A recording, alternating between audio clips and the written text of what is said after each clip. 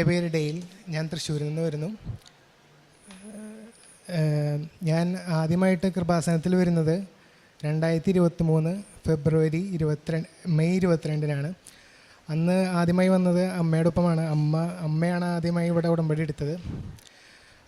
ഞാൻ 10ാം ക്ലാസ് മുതലേ ഡോക്ടറാവണമെന്നുള്ള സ്വപ്നം കണ്ട് ജീവിച്ചിരുന്ന ഒരാളാണ്. പക്ഷേ അതിപ്പോൾ നീണ്ട് ഞാൻ 3 കൊല്ലത്തോളം റിപ്പീറ്റ് ചെയ്യേണ്ടി വന്നു. സൂപ്പർ റിപ്പീറ്ററായി ആണ് ഞാൻ ഇപ്പോൾ സൂപ്പർ റിപ്പീറ്റ് വരെ ചെയ്യേണ്ടി വന്നു. അന്ന് ഞാൻ ഇവിടെ വരുമ്പോൾ റിപ്പീറ്റ് ചെയ്യുന്ന സമയമായിരുന്നു. അന്ന് ഉടമ്പടി എടുത്തു. പക്ഷേ എനിക്കന്ന് എടുക്കാൻ പറ്റിയില്ല. പ്രായപരിമിതി കാരണം എനിക്കന്ന് എടുക്കാൻ പറ്റിയില്ല. അമ്മയ്ക്ക് മാത്രം ഒരു വീട്ടിൽ നിന്ന് ഒരാൾക്ക് മാത്രമേ എടുക്കാൻ പറ്റിയിരുന്നുള്ളൂ. അപ്പോൾ ഞാൻ എടുത്തിരുന്നില്ല. ഞാൻ അമ്മയുടെ ഒപ്പം എല്ലാ കാര്യങ്ങളും ചെയ്തു പോന്നു. പ്രാർത്ഥനയിൽ പങ്കെടുക്കുമായിരുന്നു, ബൈബിൾ വായിക്കുമായിരുന്നു.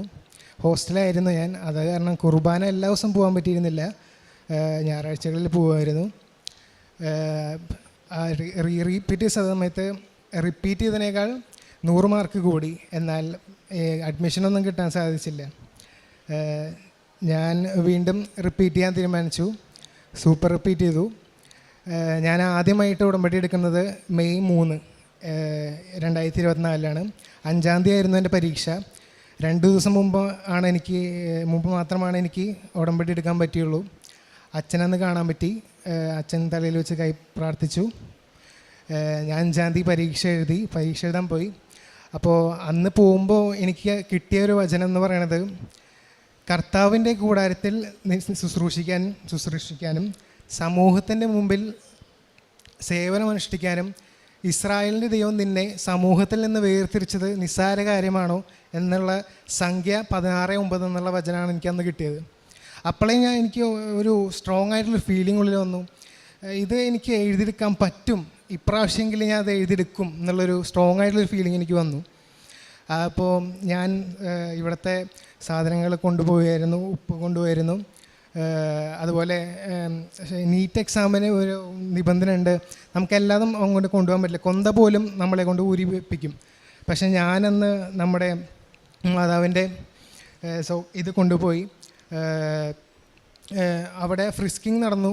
അപ്പോൾ ചേട്ടൻ പറഞ്ഞു കാശിരൂപം കയറ്റാൻ പറ്റത്തില്ല എന്ന് പറഞ്ഞു. ആദ്യം മാറ്റി വെച്ചു.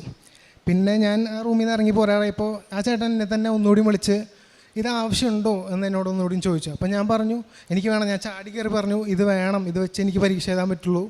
ഇത് വെച്ച് പരീക്ഷ എഴുതിയാൽ എനിക്കറിയായിരുന്നു ഇത് എനിക്ക് സ്ട്രോങ് ആയിട്ട് മാതാവിൻ്റെ കൈ പിടിച്ച് പരീക്ഷ എഴുതിപ്പിക്കും എന്നുള്ളൊരു ഫീലിംഗ് ഉണ്ടായിരുന്നു. അതേപോലെ നടന്നു. ഞാനത് വെച്ച് പരീക്ഷ എഴുതി.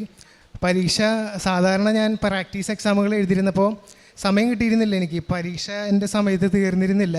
പക്ഷെ അന്ന് ആദ്യമായിട്ട് നീറ്റ് പരീക്ഷയുടെ അന്ന് 10 മിനിറ്റ് മുമ്പ് എൻ്റെ പരീക്ഷ കറക്റ്റായിട്ട് തീരുകയും അത് റിവൈസ് ചെയ്ത് റീചെക്ക് ചെയ്യാനുള്ള സമയം വരെ എനിക്ക് കിട്ടി.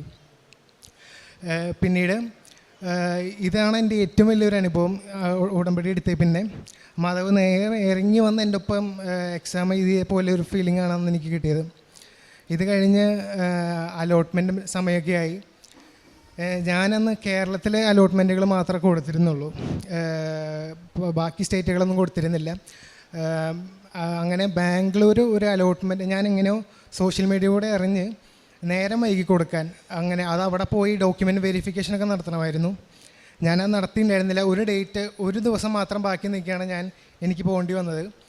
അന്ന് ട്രെയിൻ ടിക്കറ്റൊക്കെ കിട്ടാൻ ഭയങ്കര ബുദ്ധിമുട്ടായിരുന്നു. എന്നാൽ അന്ന് തത്കാലം ടിക്കറ്റ് ഞങ്ങൾക്ക് വേണ്ടി റിസർവ് ചെയ്ത പോലെ കുറച്ച് ടിക്കറ്റ് അവശേഷിക്കുന്നുണ്ടായിരുന്നു. ആ ടിക്കറ്റ് എടുത്ത് ഞങ്ങൾ ബാംഗ്ലൂർ പോയി ഡോക്യുമെൻ്റ് വെരിഫിക്കേഷന് പോയി. അവിടെ അത് നടത്താൻ പറ്റി. എന്നാൽ അവിടെ പോലും ഡിലേ വന്നു. കാരണം ഞാൻ ആപ്ലിക്കേഷൻ കൊടുത്തത് ഫെബ്രുവരിയിലായിരുന്നു. പിന്നെ അതിനെ ഫോളോ അപ്പ് ചെയ്യാൻ എനിക്ക് പറ്റിയില്ല. എൻ്റെ ഭാഗത്തുള്ള പിഴവായിരുന്നു. അപ്പോൾ ഞാൻ അവിടെ ചെന്നപ്പോൾ പേടിച്ചു, ഇനി ഇവിടുത്തെ ചാൻസ് കൈവിട്ട് പോകുന്നുള്ളൊരു പേടി എനിക്ക് വന്നു. പക്ഷെ അപ്പം പറഞ്ഞു ഇല്ലടാ നമുക്ക് നോക്കാം, വെയിറ്റ് ചെയ്യാം. അപ്പം കൊണ്ടെത്തിച്ചുകൊണ്ടേയിരുന്നു. ഞാൻ വിശ്വാസപ്രമാണം എത്തിച്ചുകൊണ്ടേയിരുന്നു. അവർ കുറച്ച് കഴിഞ്ഞപ്പോൾ വിളിച്ച് പറഞ്ഞു ഇല്ല നമുക്ക് ശരിയാക്കാം, നിങ്ങൾ അപ്ലിക്കേഷൻ ഫീ അടച്ചിട്ടുള്ളത് കൊണ്ട് ഇത് നമുക്ക് ശരിയാക്കി എടുക്കാം. അവർ തന്നെ ശരിയാക്കി തന്നു. ഡോക്യുമെൻ്റ് വെരിഫിക്കേഷൻ എനിക്ക് ചെയ്യാൻ പറ്റി. പിന്നീട് റിസൾട്ട് വന്നു. ഞാൻ നിയോഗത്തിൽ ആദ്യം വെച്ചിരുന്നത് എനിക്കൊരു ഗവൺമെൻറ് മെഡിക്കൽ കോളേജ് കിട്ടണമെന്നായിരുന്നു. അതെൻ്റെ ഒരു വലിയ സ്വപ്നമായിരുന്നു. പക്ഷേ ഗവൺമെൻറ് റിസൾട്ട് വന്നപ്പോൾ എനിക്ക് അവിടെ കിട്ടാനുള്ള മാർക്ക് ഉണ്ടായിരുന്നില്ല. എനിക്ക് കിട്ടിയ അലോട്ട്മെൻറ്റ് കിട്ടിയത് ബാംഗ്ലൂർ സെൻറ്റ് ജോൺസ് മെഡിക്കൽ കോളേജിലാണ്. ഞാനപ്പോൾ തന്നെ അത് അഡ്മിഷൻ പോയെടുത്തു. പിന്നീടാണ് ഞാൻ മനസ്സിലാക്കുന്നത് ഇന്ത്യയിലെ 1040 മെഡിക്കൽ കോളേജുകളിൽ കേരളത്തിൽ നിന്ന് ഒരു ഗവൺമെൻറ് മെഡിക്കൽ കോളേജ് പോലും ഇല്ല. പക്ഷേ ഞാൻ എടുത്ത കോളേജ് 28ാമതാണ്. അപ്പോൾ തന്നെ ഞാൻ മനസ്സിലാക്കി കർത്താവിന് കുറച്ച് നേരം വൈകിയാണെങ്കിലും നമുക്കായി നല്ല നല്ല പ്ലാനുകൾ ആൾ പ്ലാൻ ചെയ്ത് വെച്ചിട്ടുണ്ട്. നേരം വൈകിയാണെങ്കിൽ അത് നടക്കും എന്നുള്ള അനുഭവം എനിക്ക് കിട്ടി. ഞാൻ കാരുണ്യ പ്രവർത്തികളായി ചെയ്തു പോന്നിരുന്നത് പൊതിച്ചോറ് കൊടുക്കുമായിരുന്നു, പിന്നെ പ്രേക്ഷിത പ്രവർത്തനങ്ങളായിട്ട് പത്രം കൊടുക്കുമായിരുന്നു, എല്ലാ മേഖലകളിലും കൊടുക്കുമായിരുന്നു, വൃദ്ധസദനത്തിൽ സന്ദർശിക്കുമായിരുന്നു.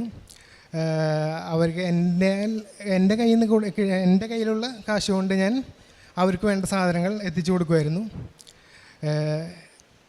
ഇത്രയാണ് എൻ്റെ അനുഭവങ്ങൾ. ഇതെല്ലാത്തിനും ചെയ്തെന്ന ദൈവത്തിനും കൃപാസന മാതാവിനും ഒരായിരം നന്ദി.